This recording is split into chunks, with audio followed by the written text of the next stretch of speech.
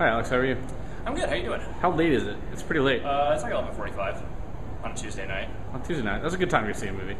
Oh, totally. Yeah, that's the only time to see a movie, really. What are we seeing? We are seeing Night and Day. I think this movie already has a problem because the title is a pun. Yeah. And that's like already intellectually bankrupt, Yeah. really kind of. Unless there's some like storyline, like he's Professor Night and his enemy is like Mr. Day or something. I don't know. Yeah, and I don't think that's what this is. I really don't. I hope they explain it somehow. I kind of hope they don't. I kind of hope there's literally no rhyme or reason to the title whatsoever. But yeah, so this movie's coming out on a Wednesday for no explicable reason other than apparently because it can. Yeah. So we're here on Tuesday night to see Night and Day. You and I rarely, for once, are going to go see the same movie, which I think is going to be cool. You're reviewing it. Oh, so what were you saying? You're reviewing it, so I'm just here like. You're just here to have fun. I'm just here to drink. You're here to enjoy the camaraderie and the chemistry between Cameron Diaz and Tom Cruise. I'm kind of looking forward to the movie. I don't think it's going to be bad or anything. I don't. No, you're right. I don't think it's going to be bad. I have maybe looking forward is generous. I have slightly low expectations for it, but I don't think it's going to be god awful or anything. Yeah. I don't know. I'm just like it's one of the, like the thing I keep reading about it is that like it's tracking lower with audiences like ahead of time. Mm-hmm. I mean, it doesn't necessarily mean anything, but it's tracking lower than even Killers did, and Killers was not tracking well for a long time. Killers was pretty bad. Yeah, Killers is a bad movie, and I'm kind of hoping this is maybe slightly better than Killers. Yeah, well, we have to hope for the best, I suppose. Yes. What do you think? How do you feel about this movie? I don't mind Tom Cruise. I hope it's an okay movie. I don't know. I don't mind anybody involved. I don't even know who the director is, but I don't either. It's James Mangold who made like 3:10 to Yuma. Oh, that's not bad. And which terrible ending, but pretty good movie after that point. Half good, one might say. I'm just kind of here to watch the movie, I guess. I don't know. I have no expectations one way or the other. I think Fair it's enough. probably going to be middle of the road. Probably a solid 3 stars, but I guess we'll find out in about 10 minutes. Yes, we will. All right. Well, then we'll see you in a bit. Get the. Hey, Alex, how are you? Hey, what's going on? You're pitch black. How are you? Here, I can do that. Well, whatever's best for you to see driving wise. That's fine. I can see fine. How was Night and Day? So I have to say, honestly, Night and Day was one of the most baffling movies I've seen in a long time. For a big ass Hollywood production like 150 miles, that was bold. I will give it. Yeah, well, perplexing would be more the terminology I would use for it, because it's just. Well, for one thing, I don't understand how that script got made.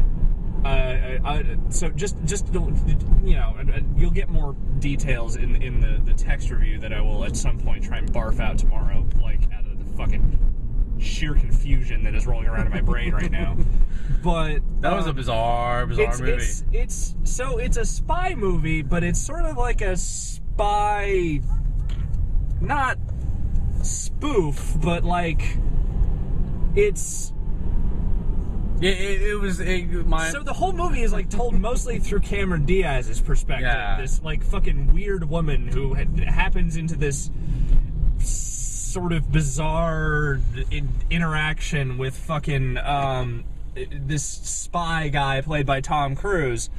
But like it was kind of comedy born. Yeah, it was like the Bourne comedy. And that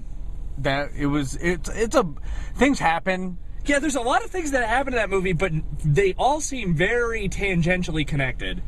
And look, it's a big, dumb Hollywood action movie. Fine. I'm not asking for, like, realism or grittiness. Like, okay, I get it. It's big, it's silly, it's fun, it's colorful.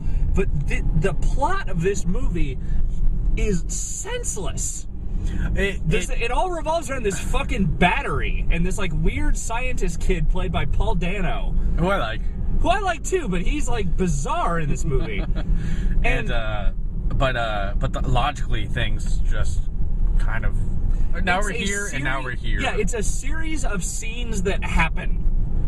And I can't, but like, there's no rhyme or reason to any of it. And it's weird because, like, I don't know whether to appreciate it for the fact that the trailer was mostly the first half of the film. Yeah. Or the fact that the first half of the film felt like I've seen the trailer you've seen the bulk of the beats from this movie. Like, yeah, except for the Mags line, because that was not actually in the movie. They did take that out. So a couple of things that I just want to throw out there. In a very weird way, the movie kind of reminded me of Twilight. And the way I mean that is that Cameron Diaz's character is very much like Bella, in the sense that she is sort of this blank slate character that has no real personality or traits to speak of. And the only reason her story exists, and the only reason that like anything is happening to her, is like some vague, bizarre, like spy fantasy wish fulfillment. No, that's exactly what I was thinking when the movie kind of rolled up. Like, yeah, it's very much about. It's about this sort of boring fucking woman meeting this incredible spy. They have adventures, and like suddenly she becomes awesome, I guess. And it's just, it's, oh god. And also Cameron Diaz, God love her, really bad, really terrible in this, like fucking awful.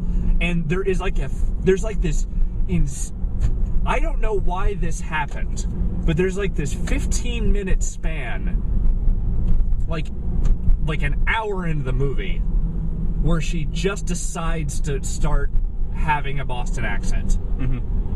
And then it goes away. But it's not just for one scene. It's for like 3 or 4 scenes in a row. She talks with like this sort of, not heavy, but sort of this sort of, I just remembered that I'm supposed to be from Boston accent. And then it just goes away. And it's not there for the first hour of the movie. And I don't know, like, it's not like Bad Lieutenant where fucking Nick Cage decided to change his accent halfway through the movie and like Werner Herzog probably thought that was hilarious. It's just confusing. You sound exasperated by this movie. I don't know if we're exasperated, just kind of confused. I'm just baffled. I'm legitimately just baffled. Like, I don't understand how that movie happened. We're baffled and maybe afraid. It's not even like the worst movie I've seen this year by any stretch. Like, there's some well-produced action scenes, and the CGI was a bit intrusive. The CGI was very intrusive. The CGI bulls in the bull. I'm not spoiling anything because that's in the trailer. There's a scene in there's all these bulls running around. And a lot of the driving stuff you can tell is very heavy CG. Yeah. There's a couple of really good CG stunt sequences, like basically on the Mass Pike in Boston. Yeah. That's all that stuff was done really well. But that's kind of the difference in this and the Bourne movies. I mean, the Bourne movies are all well known for being like, there's a couple CGI crashes here and there, but for the most part, they are people in cars like hitting each other. Right, and this is not that. And I don't know, which is weird because, and also James Mangold, the director, is not a guy who does like a lot of really super fancy stuff, as I recall. I mean, the only movie I know for sure he's directed is 3:10 to Yuma, and that was a pretty, that was pretty naturalistic movie as far as like that kind of thing goes. But yeah, I don't know, like, it's just, I didn't hate it. I did not like it at all. I was kind of bored. There was a lot of really weird, boring sections in that movie. Like the whole sequence of them on the train is fucking just like total dead weight. The one running gag the movie has is this thing where he keeps drugging her. Yeah. And then there's all these like weird scenes where and there's like these transitional moments where she's like waking up and suddenly they're on a plane and it's crashing and then she's waking up and then she's on a beach. And how the fuck did that happen? Like he's lugging her around. Yeah, he's lugging her, but that's the thing, is that like, it's okay, so you're sort of sending up spy movies, you're totally just like abandoning logic, and that's fine, whatever, that's great, but just at some point that joke got really old, and then they sort of did the reverse, which is what they always do in these kind of movies, like, oh, and then she turns the tables on him. And literally the reverse, like the exact same thing happens. The literal reverse. And it's words and everything, it's amazing. And it's just, it's so hackneyed, and it's so lame. No, I really didn't like it. I mean, it's, again, not by far the worst movie I've seen all year, but it is a mess. It is a baffling mess of a movie. I think what I said when I walked out, I think I said that it was not good, but it was not good in an interesting way. It is interesting. It is it is an interesting case study. Yeah. And I can't even call it a failure because I think it achieves what it sells out to achieve, but it doesn't do it well. That's the thing. That is the part that is the most baffling to me. I don't know what that movie was trying to achieve. I literally don't understand the point of any of what just happened. It was interesting. It's just perplexing. And Tom Cruise, you know what? Okay, we give him a lot of shit. He plays Tom Cruise in this movie. I mean, he does his thing. He's just so mannered and so, like, you know, just doing his thing. Like, there's no surprises from him whatsoever. We're probably gonna have to put a spoiler warning on this anyway, so I'm gonna ask, what the fuck was the deal with his phone and the people? He apparently has the world's most fucking technologically advanced iPhone, and he uses it to keep tabs on his parents. Yeah. All this will be explained. I'm going to put a spoiler warning on this now. By all means, but it's look. Here's the thing. Welcome to the Richmond, by the way. This is what we get for living out here. We get over the hill, and then all of a sudden it's Blade awesome. Runner. Yeah, totally. So you know, I'll just say that Night and Day is not really a movie you should rush out and go see. You will get a more in-depth, better, more coherent review from me at some point today. I guess when this video goes up, it will be today. But it's not good at all. Wait for the DVD, probably. I think this is I don't even think you should. I maybe watch it on HBO some night when you're like half drunk and passed out in bed. I think the director's commentary on this will be very, very interesting. Yeah, I would like to know what the fuck James Mangold was thinking through most of this movie. I'm always curious about the production stories behind these movies because, you know, there must have been like 18 screenwriters and screen touch-uppers, and it wound up being like, hey, cool action scene, let's try to throw it in this other script. I kind of get now why it came out on a Wednesday, why they kind of pushed it up just to kind of get it out there. Yeah. So that, and I mean, it's also out the same week as like Nothing. Like Grown Ups is the only other movie that's coming out this weekend. Yeah, true. I imagine Night and Day will beat that. Yeah, I don't think it's going to beat second weekend of Toy Story 3, but no, I don't even think it's going to be Karate Kid, frankly. I don't know. I think Cruise is still good for 20-25 million. I don't know. It's apparently not tracking very well.